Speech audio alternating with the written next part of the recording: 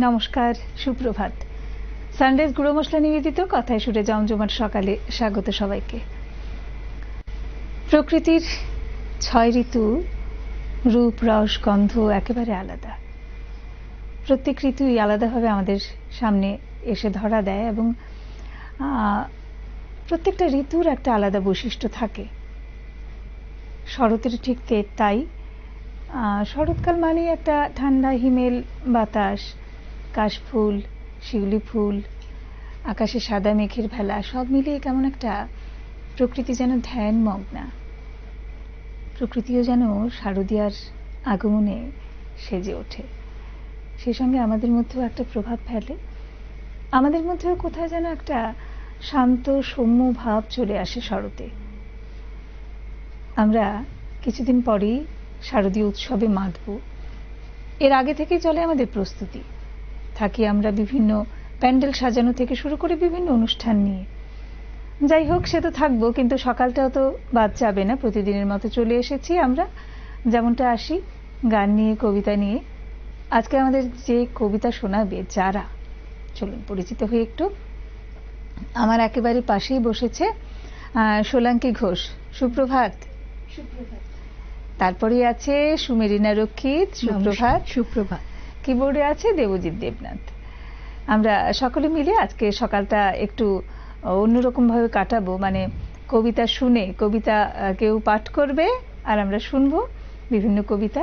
চলুন, কার কাছে যাই প্রথমে? সুমেরিনা না সোলাঙ্কি, কার কাছে? দুজনই স দিয়ে শুরু হয়েছে নাম, না? হ্যাঁ, বেশ। হ্যাঁ, চলো, কি শোনাবে? আজকে 4 সেপ্টেম্বর স্বামী বিবেকানন্দের মেজ ভাই ভূপেন্দ্রনাথ দত্তের জন্মদিন। তো আমি চাইছি আজকের এই সকালটা ওনাকে শ্রদ্ধা জানিয়ে, ওনাকে উৎসর্গ করে শুরু করতে। বাহ, ভীষণ ভালো। কল্প বৃক্ষের লেখা। এসো যুগান্তের পথিক তুমি,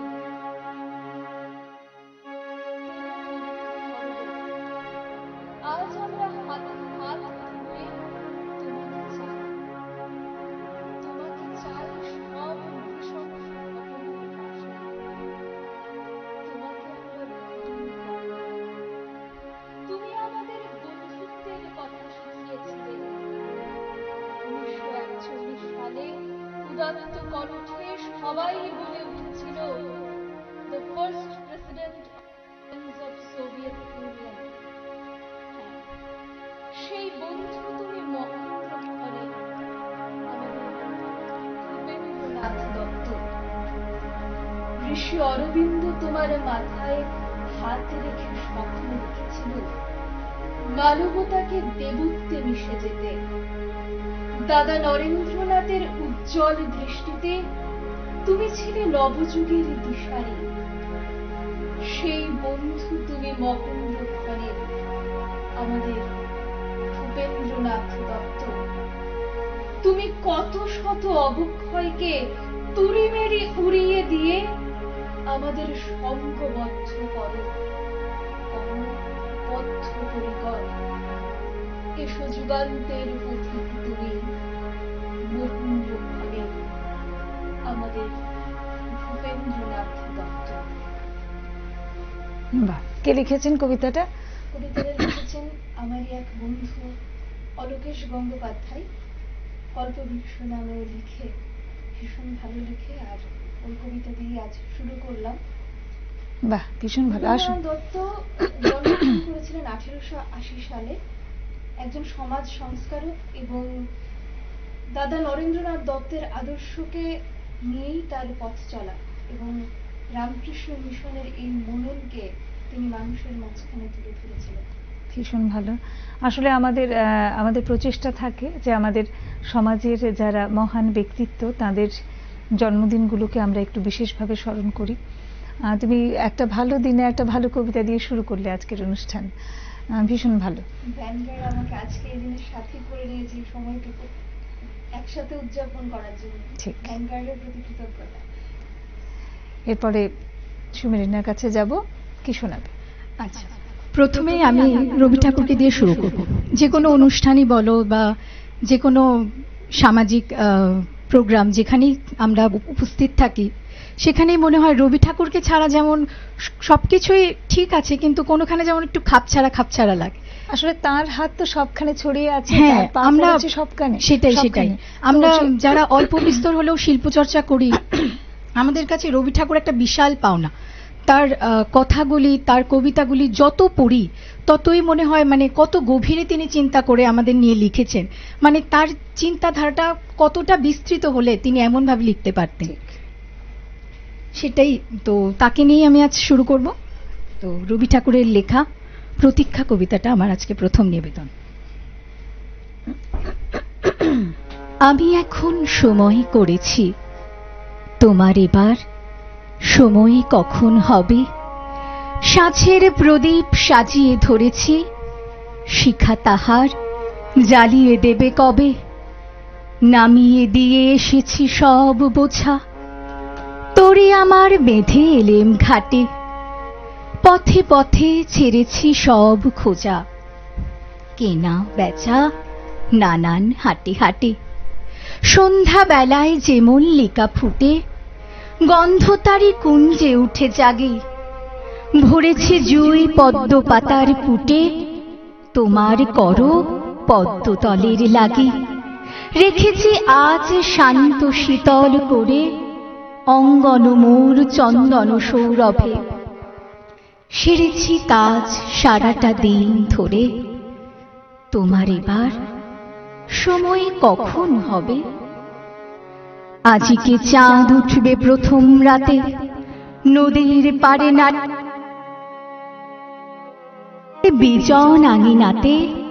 পড়বে আলো গাছের ছায়াসনে, দক্ষিণে হাওয়া উঠবে হঠাৎ বেগে।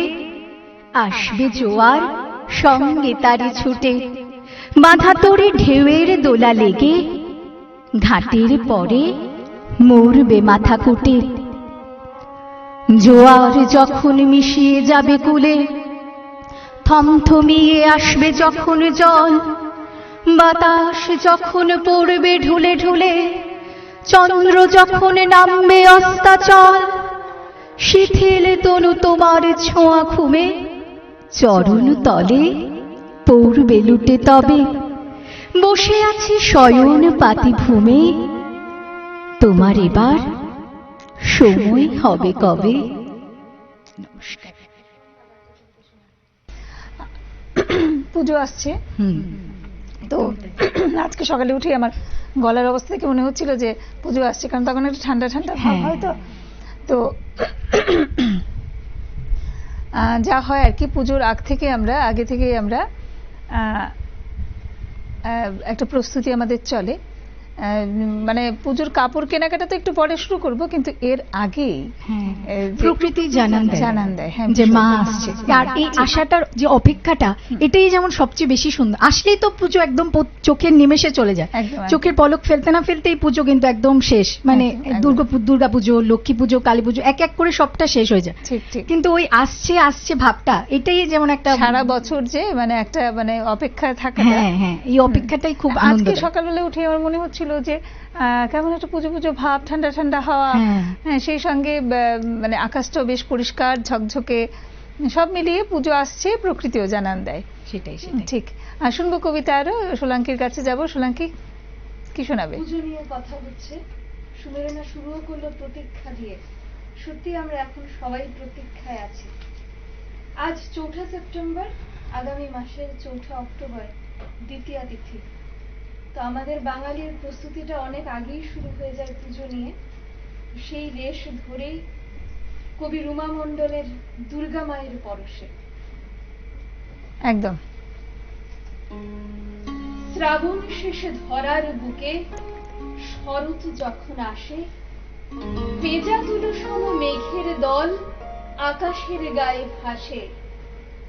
আনন্দ উচ্ছ্বাসে ভাসি শরৎ এলো বলে, ভ্রমর অলি মধুর লোভে জোটে দলে দলে। সোনালি রোদের আভা ছড়ায় শিউলি ফোঁটা ভরে, মা আসবেন আনন্দ নিয়ে প্রতিটি ঘরে ঘরে। মৃদুমন্দ লাগলো দোলা কাশের বন জুড়ে, হৃদয় সবার উত্তেজিত আগমনের সুরে। মুক্ত দানা ছড়িয়ে পড়ে শিশির সিক্ত ঘাসে, ধন্য হবে ধরা ধাম দুর্গা মায়ের পরশে। অপেক্ষায় কাটাই প্রহর তোমার আগমনে, শতদল দেব মাগো তোমারই চরণে। বাহ, ভীষণ ভালো একটা কবিতা শুনলাম পুজোর একেবারে আগে আগে। আমরা শুনবো কবিতা, কিন্তু নিতে হবে একটা ছোট্ট বিজ্ঞাপন বিরতি। বিরতির পরে আবার ফিরে আসছি, সঙ্গে থাকবে। ফিরে এলাম বিরতির পরে। আমরা আছি সানরাইজ গুঁড়ো মশলা নিবেদিত কথায় সুরে জমজমাট সকালে। আমাদের সঙ্গে আছে সোলাঙ্কি এবং সুমেরিনা। সুমেরিনার কাছে যাব, কি শোনাবে? পুজো নিয়ে কথা হচ্ছিল বিরতিতে যাওয়ার আগেই।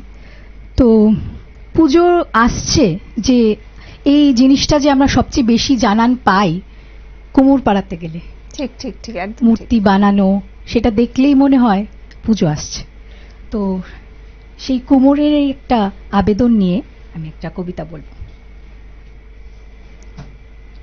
কবি সুবোধ সরকারের লেখা কুমোর পাড়ার খোলা চিঠি।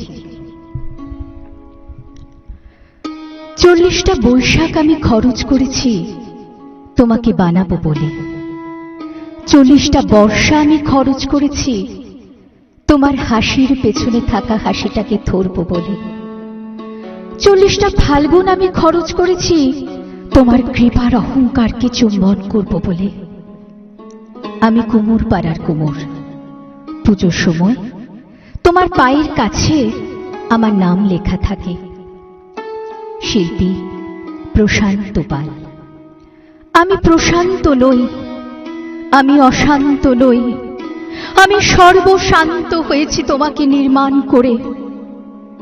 প্রথমে তুমি ছিলে আমার মেয়ে, বিজলির জানু যখন ধীরে ধীরে মাটির জাহ্নবী হয়ে উঠত, বিজলির স্তন যখন হয়ে উঠত পাথরের মতো, সর্বভূতেষু সংস্থিতা, তোমার চোখ যখন হয়ে উঠত আমার মেয়ের চোখ, তখন আমি লোভ বর্জন করেও হয়ে উঠতাম মেয়ের বাবা। তোমার পিঠ বানাতে বানাতে, মাটি দিতে দিতে আমি হয়ে উঠেছি তোমার গোপন প্রেমিক। তোমার পিঠে মধ্যরাতে খুব গোপনে চুম্বন করে বলেছি, তোমাকে আমি ছাড়বো না, তোমাকে আমি কসবায় যেতে দেব না, তোমাকে আমি আমেরিকায় যেতে দেব না, মাত্র ওই কটা ডলারে তোমাকে আমি দিয়ে দিতে পারি না।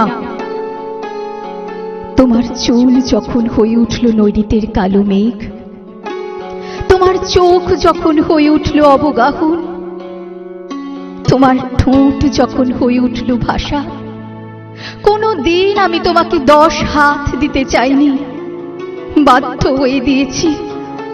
কেননা তুমি আমার জ্বরের সময় জলপট্টি দিয়েছ সেই 2টি হাত দিয়ে। তুমি আমার মা, আমার মাতৃরূপেণ সংস্থিতা। তোমাকে এই খোলা চিঠি লিখে গেলাম, মাটি মাখতে মাখতে আমি নিজেকে গুলে মেশাতে মেশাতে তোমাকে বানাই। আমার এই আঙুলগুলো না থাকলে তুমিও থাকতে না। আমার 40টা ফাল্গুন, আমার 40টা বৈশাখ খরচ করেছি একবার চোখ ভরে তোমাকে দেখবো বলে। ওরা যখন তোমাকে এসে লরিতে তোলে, তখন আমার বুক ফেটে যায়। কোন বাবা চায় তার মেয়েকে লরিতে তুলে দিতে? কোন প্রেমিক চায় তার পার্বতীকে লরিতে তুলে দিতে? কোন ছেলে চায় তার মাকে লরিতে তুলে দিতে? আমি শিল্পী হতে চাই না, আমি নাম করতে চাই না। ডলার যা পেয়েছি ফিরিয়ে দিয়েছি। আমি তোমার নৈরিতের কালো মেঘ হয়ে থেকে গেলাম। ইতি তোমার প্রশান্ত। নমস্কার। সত্যি অসাধারণ একটা কবিতা। কবিতাটা শুনতে শুনতে মনে হলো সত্যি কুমোর যারা তৈরি করেন মূর্তি, এত যত্ন করে তৈরি করেন, কতটা তারপর তাদের আবেগ দিয়ে জড়িয়ে হ্যাঁ, থাকে হ্যাঁ। সেসবের সাথে। তারপর যে দিয়ে দিতে হয় কিছুটা টাকার জন্য, সত্যি তাদের মনের কি অবস্থা হয়। আর আমরা তো আমাদের দেবদেবীকে কখনো সখা রূপে, কখনো মাতৃরূপে, কখনো কন্যা রূপে দেখে থাকি। তাই যখন সৃষ্টি কাজ চলে তখনও তাদের মনে এই ভাবই উদয় হয়, কখনো কন্যা রূপে, কখনো মাতৃরূপে দেখেন মূর্তিকে, মূর্তির মধ্যে সেটা দেখেন। খুব স্বাভাবিকভাবেই এই মূর্তিকে যখন পয়সার বিনিময়ে দিয়ে দিতে হয়, কতটা কষ্ট হয় তাদের। কবি সঠিক মূল্যায়ন করতে পেরেছেন বোধহয় তাদের ভাবনাকে এই কবিতার মধ্যে দিয়ে। সোলাঙ্কির কাছে যাব। সোলাঙ্কি কি শোনাবে? আমার খুব ভালো লাগছিল আজকে উঠেই না, সকালবেলা আমার মানে মনে হচ্ছিল যে শরৎ হ্যাঁ এসেছে, সেটাই। সামনেই শারদীয়া, হালকা হালকা ঠান্ডা। হ্যাঁ ঠান্ডা। এবং তোমরা মনে হয়। শোনাচ্ছ ওই ওই মতো সব কবিতা, ভালো লাগছে। চলো সোলাঙ্কি। আগামীকাল শিক্ষক দিবস, ডক্টর সর্বপল্লী রাধাকৃষ্ণনের জন্মদিন। আমার পরের নিবেদন আমি আমার সব গুরুদের শ্রদ্ধা জানিয়ে কবি শুভেন্দু মাইতির বনসাই। মাটি আঁকড়ে থাকা মহিরুহের মতো বাঁচো হে, মাটি আঁকড়ে থাকা মহিরুহের মতো বাঁচো হে। ছায়া দাও, প্রাণ বায়ু দাও, আর যাকে আঁকড়ে টিকে আছো প্রতিদিন তার একটু একটু করে ক্ষয়ে যাওয়াটা আটকাও। কথাগুলো বলতেন ভূগোলের স্যার শশীবাবু। পায়ে লাল ক্যাম্বিসের জুতো, গায়ে হাতে বোনা খদ্দেরের খাটো ধুতি ফতুয়া, নিকেলের ফ্রেমের চশমা নিকষ কালো রং। তার হাতের জোড়া বেত যা ছাত্রদের আতঙ্ক ছিল, তাদের স্কুল ছেড়ে যাওয়ার দিনে কাঁদতে হয়েছে। সেদিন কথাগুলো আরেকবার মনে করিয়ে দিলেন। মাটি আঁকড়ে থাকা মহিরুহের মতো বাঁচো হে। আজ আমাদের শিকড় আছে, ডালপালা আছে, সবুজ আছে, ফুল আছে, ফল আছে, মাটি আঁকড়েই তো বেঁচে আছি। তবে সে মাটি পৃথিবীর বুক থেকে কেড়ে নেওয়া ঝকঝকে ড্রয়িং রুমে, রঙিন টিভির পাশে, মেহগনি কাঠের টেবিলের ওপরে রাখা চীনামাটির টবে। আপনার মতো মহিরুহ হতে পারেনি স্যার, আপনার মতো মহিরুহ হতে পারেনি স্যার। আমরা বনসাই হয়ে গেছি ভদ্রলোকের ঘর সাজাতে।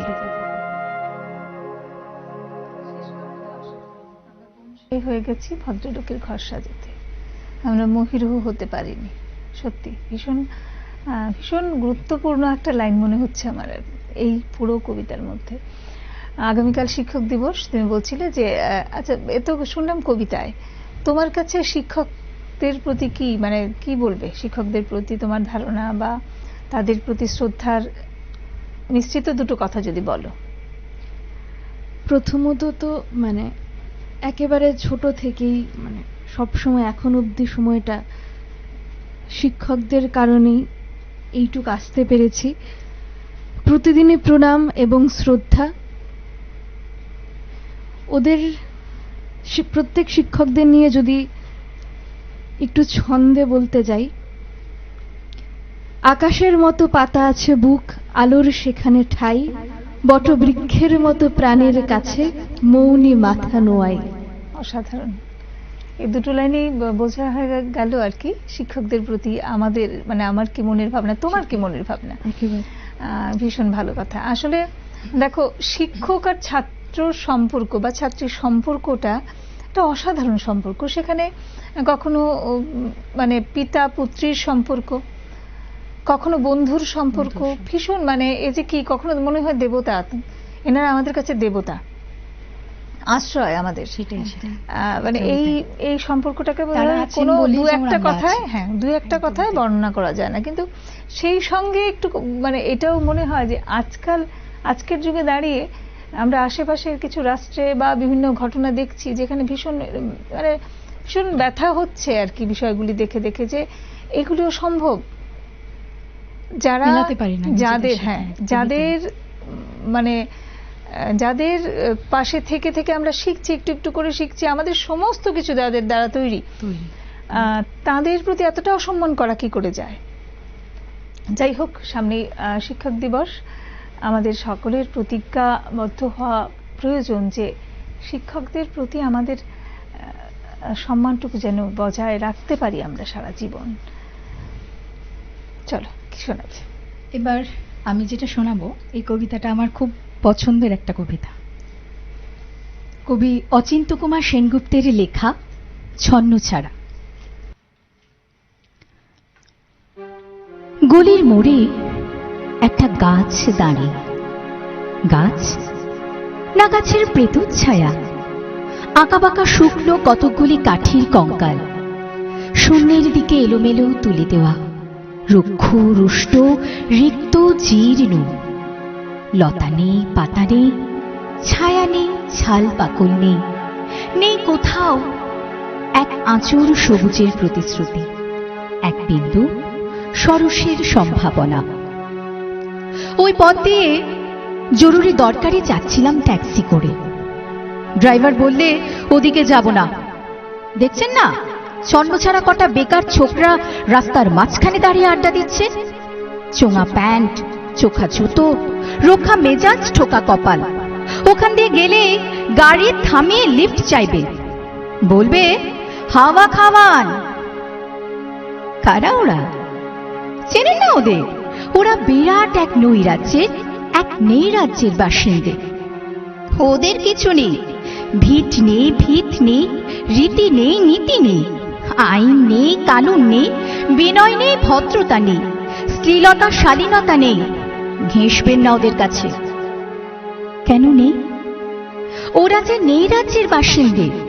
ওদের জন্য কলেজে সিট নেই, অফিসে চাকরি নেই, কারখানায় কাজ নেই, ট্রামে বাসে জায়গা নেই, মেলায় খেলায় টিকিট নেই, হাসপাতালে বেড নেই, বাড়িতে ঘর নেই, খেলবার মাঠ নেই, অনুসরণ করবার নেতা নেই, প্রেরণা জাগানো প্রেম নেই। ওদের প্রতি সম্ভাষণে কারো দরদ নেই। ঘরে বাইরে উদাহরণ যা আছে তা ক্ষুধা হরণের, সুধা খরণের উদাহরণ নয়, তা সুধা হরণের, ক্ষুধা ভরণের উদাহরণ। শুধু নিজের দিকে ঝোল টানা। এক ছিল মধ্যবিত্ত বাড়ির এক চিলতে ফালতু এক রক, তাও দিয়েছে লোপাট করে। তাই এখন পথে এসে দাঁড়িয়েছে সড়কের মাঝখানে। কোত্থেকে আসছে সেই অতীতের স্মৃতি নেই, কোথায় দাঁড়িয়ে আছে সেই বর্তমানের গতি নেই, কোথায় চলেছে নেই সেই ভবিষ্যতের ঠিকানা। সেই ছিনক্ষেত, মণিহীন চোখ, চোখহীন মুখ, একটা স্ফুলিঙ্গহীন ভিজে বারুদের স্তূপ। আমি বললুম, না, ওখান দিয়ে যাব, ওখান দিয়ে আমার শর্টকাট। ওদের কাছাকাছি হতে মুখ বাড়িয়ে জিজ্ঞেস করলুম, তোমাদের ট্যাক্সি লাগবে? লিফট চাই? আরে এই তো ট্যাক্সি, এই তো ট্যাক্সি, লে হালুয়া। সন্ন্যাসী চেঁচিয়ে উঠল ওরা, সিটি দিয়ে উঠল, পেয়ে গেছি, পেয়ে গেছি, চল পান্সি বেল ঘুরিয়া। তিনটে ছোকরা উঠে পড়ল ট্যাক্সিতে। বললুম, কতদূর যাবে? এই কাছেই, ওই দেখতে পাচ্ছেন না ভিড়। সিনেমা না, জলসা না, নয় কোনো ফিল্মি তারকার অভ্যর্থনা। একটা নিরীহ লোক গাড়ি চাপা পড়েছে, চাপা দিয়ে গাড়িটা উঠাও। আমাদের দলের কয়েকজন গাড়িটার পিছে ধাওয়া করেছে। আমরা খালি ট্যাক্সি খুঁজছি। কে সে লোক? একটা বেওয়ারিশ ফিকিরি, রক্তে মাংসে দলা পাকিয়ে গেছে। ওর কেউ নেই, কিছু নেই। শোবার জন্য ফুটপাত আছে তো মাথার উপরে ছাদ নেই, ভিক্ষার জন্য পাত্র একটা আছে তো তার মধ্যে প্রকাণ্ড একটা ফুটো। রক্তে মাখামাখি সেই দলা পাকানো ফিকিরিকে ওরা পাঁচা কোলা করে ট্যাক্সির মধ্যে তুলে নিল। চেঁচিয়ে উঠল সমস্বরে, আনন্দে ঝঙ্কৃত হয়ে, প্রাণ আছে, এখনো প্রাণ আছে। রক্তের দাগ থেকে আমার ভব্যতা ও শালীনতাকে বাঁচাতে গিয়ে আমি নেমে পড়লুম তাড়াতাড়ি। তারপর ভরসা। শহরের সমস্ত কর্কশে কঠিনে, সিমেন্টে, কংক্রিটে, ইটে, কাঠে, পিচে, পাথরে, দেয়ালে দেয়ালে বেঁচে উঠল এক দুর্বার উচ্চারণ, এক প্রত্যয়ের তপ্ত শঙ্খধ্বনি। প্রাণ আছে, এখনো প্রাণ আছে। প্রাণ থাকলেই মান আছে, স্থান আছে। সমস্ত বাধা নিষেধের বাইরেও আছে অস্তিত্বের অধিকার। ফিরে আসতেই দেখি গলির মোড়ে গাছে সেই শুকনো বৈরাগ্য বিদীর্ণ করে বেরিয়ে পড়েছে হাজার হাজার সোনালী কচি পাতা। মরমরিত হচ্ছে বাতাসে। দেখতে দেখতে গুচ্ছে গুচ্ছে উথলে উঠছে ফুল। ঢেলে দিয়েছে বুকের সুগন্ধ। উড়ে এসেছে রং বেরঙের পাখি। শুরু করেছে কলকণ্ঠের কাকলি। ধীরে ধীরে ঘন পত্রপুঞ্জে ফেলেছে স্নেহার্দ্র দীর্ঘ ছায়া, যেন কোনো শ্যামল আত্মীয়তা। অবিশ্বাস্য চোখে চেয়ে দেখলুম কঠোরের প্রচ্ছন্নে মাধুর্যের বিস্তীর্ণ আয়োজন। প্রাণ আছে, প্রাণ আছে। শুধু প্রাণই আশ্চর্য সম্পদ। এক ক্ষয়হীন আশা, এক মৃত্যুহীন মর্যাদা। ভীষণ ভালো একটা কবিতা, সত্যি। যে দলের কথা বলা হচ্ছিল, যে সেই না পাওয়ার দল, তাদের দ্বারাই দেখবে সমাজের সমস্ত ভালো কাজগুলি হয়ে যায়। অথচ তাদেরকেই আমরা সমাজের একটা অংশ বলে গণ্যই করি না। ঠিক, দেখবে কোনো অঘটন ঘটলে এরাই আগে দৌড়ে যায়। আর আমরা যারা নিজেরা সভ্য ভব্য বলে নিজেদের দাবি করি, আমরা কিন্তু আমাদের মধ্যে সেই বোধটা কাজ করে অনেক দেরিতে, একেবারে দেরিতে, কিংবা কাজ করলেও এগিয়ে যেতে কেন যেন আমাদের কোথায় একটা দ্বিধা থাকে। কিন্তু এরা কিন্তু সেটা ভাবে না, এরা কিন্তু ঝাঁপিয়ে পড়বে। তাই এদের প্রয়োজনটা বোধহয় সমাজে সবচেয়ে বেশি জরুরি আর কি, আমার মনে হয়। বা তাদের সত্যি তাদেরকে ওইভাবে অবহেলা না করে তাদের দ্বারাও যে অনেক বড় বড় কাজ হয়ে যায়। সত্যি দারুণ দারুণ সব কবিতা শুনছি। সোনাকে কি শোনাই? সময় এবং পরিস্থিতির কারণে আমরা ছুটতে থাকি, আমরা বদলাই, বদলে যাই, বদলাতে হয়। কিন্তু কোথাও গিয়ে আমার মনে হয় আমাদের ভেতরের আমিটাকে আমরা কখনোই পাল্টে ফেলতে পারি না। আমরা যতই বড় হয়ে যাই না কেন, সেই আমিটা হয়তো খুঁজতে থাকে ছোটবেলার বন্ধুত্ব, গ্রামের রোদ্দুর, চাঁদের জ্যোৎস্না। সেই অবিচল সাক্ষী ভাবনাটাকে কবি সুনীল গঙ্গোপাধ্যায় তুলে ধরেছেন তার কবিতা শাঁখোটা দুলছে কবিতার মধ্যে। এই বিষয়টা তোমরা তো এখন সবে শুরু, আমাদের অনেক বয়স হয়ে যাচ্ছে। আমার মনে হয় আমাদের মধ্যে এই ভাবনাটা এখন খুব হয় আর কি। সেই ছোটবেলার স্মৃতি, যেটা বলছিলাম যে সকালে উঠে সেই পুজোর আগেকার স্মৃতি, এই সমস্ত কিছু মিলিয়ে এই ভাবনাগুলি এখন যত বয়স হতে থাকে তখন আরো বাড়তে থাকে আর কি। চলো, কবি সুনীল গঙ্গোপাধ্যায়ের শাঁখোটা দুলছে। মনে পড়ে সেই সুপুরি গাছের সারি, তার পাশে মৃদু জ্যোৎস্না মাখানো গ্রাম, মাটির দেয়ালে গাঁথা আমাদের বাড়ি, ছোট ছোট সুখে সিদ্ধ মনস্কাম। পড়শি নদীটি ধনুকের মতো বাঁকা, উরু ডোবা জলে সারা দিন খুনসুটি। বাঁশের সাঁকোটি শিশু শিল্পীর আঁকা, হেলানো বটের ডালে দোল খায় ছুটি। এপারে ওপারে ঢিল ছুঁড়ে ডাকাডাকি, ওদিকের গ্রামে রোদ্দুর কিছু বেশি। ছায়া ঠোঁটে নিয়ে উড়ে যায় কটি পাখি, ভরা নৌকায় গান গায় ভিনদেশে। আমার বন্ধু আজানের সুরে জাগে, আমার দু চোখে তখনও স্বপ্নলতা। ভোরের কুসুম ওপারে ফুটেছে আগে, এপারে শিশির পতনের নীরবতা। আমার বন্ধু বহু ঝগড়ার সাথী, কথায় কথায় এই ভাব এই আরে। মার কাছে গিয়ে পাশাপাশি হাত পাতি, গাব গাছে উঠে সে হাতেই কাড়াকাড়ি। আমার বন্ধু দুনিয়াদারির রাজা, মিথ্যে কথায় জগৎ সভায় সেরা, দোষ না করেও পিঠ পেতে নেয় সাজা, আমি দেখি তার সহাস্য মুখে ফেরা। আমাদের ছুটি মন বদলের খেলা, আমাদের ছুটি অরণ্যে খোঁজাখুঁজি, আমাদের ছুটি হাসি কান্নার বেলা, আমাদের ছুটি ইঙ্গিতে বোঝাবুঝি।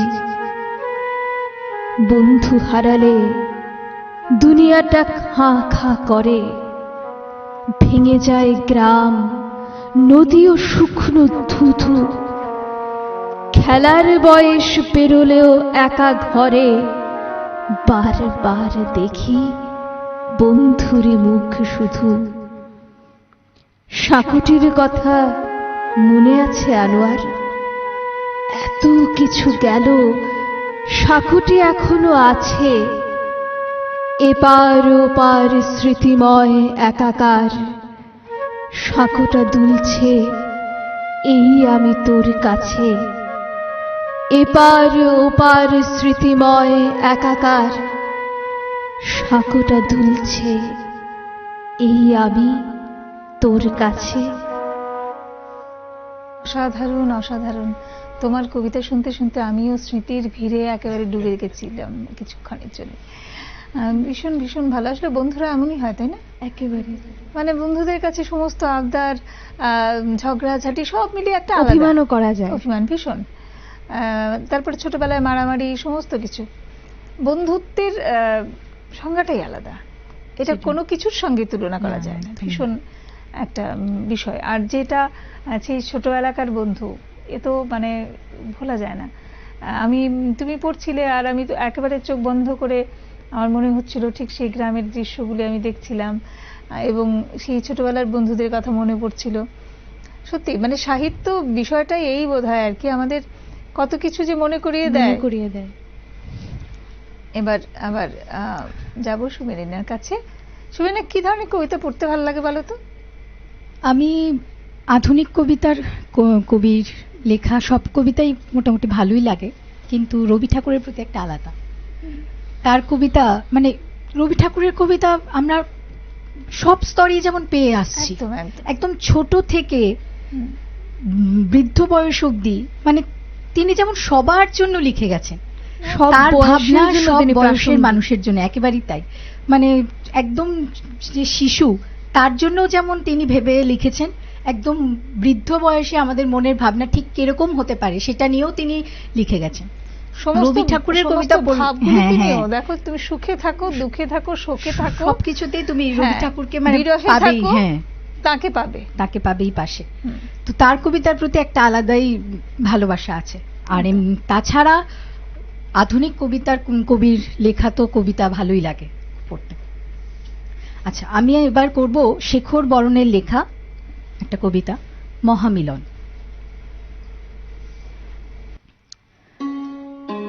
গাঢ় অন্ধকারের থেকে উৎসারিত আলো খুঁজতে খুঁজতে যখন সূর্যের কাছাকাছি পৌঁছলাম, দেখলাম সূর্য তাকিয়ে আছে খরস্রোতা নদীটির দিকে, আর নদীটি তখন ছুটে চলেছে আয়ুষ্মান ভবিতব্যের দিকে।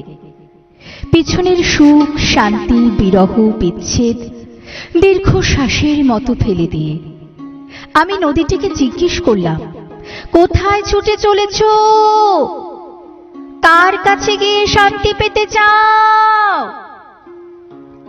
নদীটি দুপাশের সতীবনের ঝালর দুলিয়ে হাঁপাতে হাঁপাতে বলল, কি জানি বাবু, সময় যে আমাকে তাড়িয়ে বেড়ায়। যাই, সামনে এগোই, কুহুকি আশা আমায় প্রতিনিয়ত ডাকছে, আর পেছনে অনেক কিছু ফেলে এসেছি, ওগুলো সামলে রেখো। নদীর ফেলে যাওয়া কষ্টগুলোর জন্য আমার অনেক বেদনা। এবার সময় এসে দাঁড়ালো সামনে, বলল, ভয় কি? আমি তো সর্বদাই তোমার সাথে আছি। সামনে এগোতে গেলে পেছনের সবকিছুই সঙ্গে নিতে হয়, আর যেন আলো অন্ধকার সুখ দুঃখ সর্বত্রই আমি বিরাজমান। সৃষ্টির জন্ম থেকে মৃত্যু অবধি আমি যে বর্তমান। তারপর পাহাড় পর্বত বন জঙ্গল পেরিয়ে এক বিশাল মরুভূমির উত্তপ্ত বালুরাশির মাঝখানে এক কর্কশ বৃক্ষের নিচে যখন দাঁড়ালাম, ঘুমন্ত নিশ্চল বৃক্ষ হঠাৎ আমার উপস্থিতি টের পেয়ে বলে উঠল, দেখো না, প্রচন্ড উত্তাপেও কেমন নিরুত্তাপ আছে। পারবে পারবে এমন বেদনা সয়ে পৃথিবীতে প্রেম বিলোতে? তখন হঠাৎ মনে পড়ে গেল, বহু বছর আগে আমি এখানেই ছিলাম। এখানেই আমি খঞ্জর হাতে ছুটে বেরিয়েছি ভালোবাসা ছিনিয়ে নিতে। তারপর একদিন প্রস্তর নির্মিত কক্ষের মর্মভেদ করে আমি যখন স্পর্শ করলাম মমি হয়ে বেঁচে থাকার তোমার শীতল চোখের নিষ্পলক চাহনি, ঠিক তখনই মনে হলো মৃত্যুর মধ্যে মন প্রাণ দেহ এক হয়ে বেঁচে থাকে, আর আত্মা ভালোবাসা হয়ে ছুটে চলে মহামিলনে। কি সুন্দর কথা, শেষ শেষের দুটো কথাটা লাইন অসাধারণ। ভীষণ সুন্দর। আর আমার মনে হচ্ছিল শেষ কথাটা ঠিক রবি ঠাকুরের, মানে রবি ঠাকুর যেটা বলতে চাইতেন, মৃত্যুকে যিনি বন্ধুর মতো আলিঙ্গন করেছেন, তারই যেন কথা আর কি। আমরা আসলে আজকে এখানে অনুষ্ঠান রাখতে হবে, পরে আরো অনেক অনেক কবিতা শুনবো। খুব ভালো ভালো কবিতা শুনলাম আজকে দুজনের কাছ থেকেই।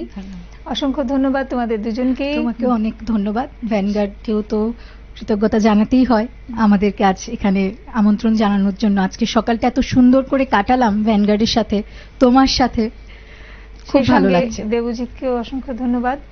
আর যারা দেখছেন অনুষ্ঠান এবং প্রতিদিন আমাদের অনুষ্ঠান দেখেন, আমাদের নিয়মিত জানান বিভিন্ন ব্যাপারে, অনুষ্ঠানের ব্যাপারে, তাদের সকলকে অসংখ্য ধন্যবাদ। আমাদের অনুষ্ঠান আমরা আজকে এখানেই রাখছি। নমস্কার।